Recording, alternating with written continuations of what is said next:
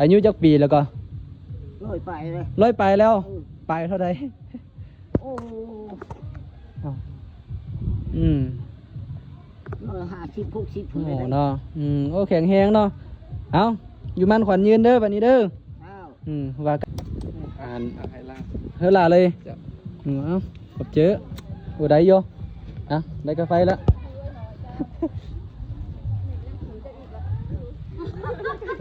โอ้งามเลยงามต้องการสิ่งใดจัดให้บ่มีสิ่งใดที่ว่าให้บ่ได้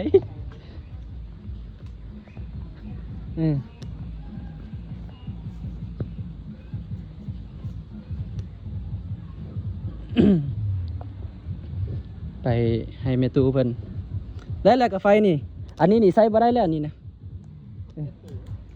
เอาไปเฮ็ดหยังกาแฟต้อยระมัดระวังได้แล้วเฮ็ดเองบ่เฮ็ดได้อยู่เนาะเกือบก็ได้แล้ว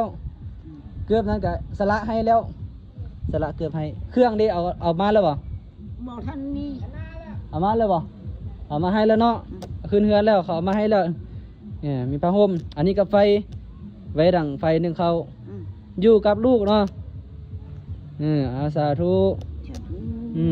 เงินก็ให้แล้วเงินนั่นก็เอาใส่จำเป็นเด้อใส่ในยามจำเป็นเอาให้อีกเอาบ่2,000นึง เอาให้ล่ะประหยัดเอาเด้อ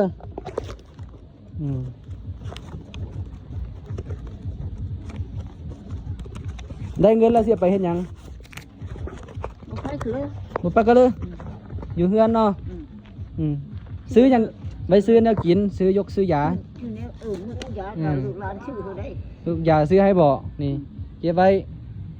ลูกหลานซื้อเฮา150,000แล้วแม่ไปบ่ได้นี่ไปบ่ได้เนื้ออายุจักปีแล้วก็ร้อยไปเลยร้อยไปแล้วไปเท่าใดโอ้50 60โอ้เนาะโอ้แข็งแรงเนาะเอาอยู่มันขวัญยืนเด้อบัดนี้เด้อว่ากลับแล้วนี่เกือบกะน้องสาวลาบ่ผู้หันอันนี้เราน้องสาวลาบ่นี่น้องสาวลาเฮือนจะอยู่ใส่เสนาเฮือนเฮือนอยู่พุ่นเนาะเฮือนน้อยอยู่นะพ่อได้เจ้านะอยู่น้องสาวอยู่น้องสาวอยู่น้องสาวแต่ว่าเฮือนออกอันนี้ละเอื้อยบ่นี่อันนี้โหเนาะมาอยู่นำกันซะนะบ่ได้อยู่มันเดียวได้อย่างแล้วล่ะเจ้านี่ได้แล้วเนาะเครื่องเนาะนี่เนาะได้หลายแนวเนาะได้หลายแนวอยู่เนาะได้ผ้าห่มได้เสื้อเครื่องครัวเฮือนมีซาดได้นี่ผ้าห่มเป็นมาแต่ไทยเพิ่นได้ให้นะของไทยช่วยเหลือเอาอยู่ดีมีแฮงเด้อ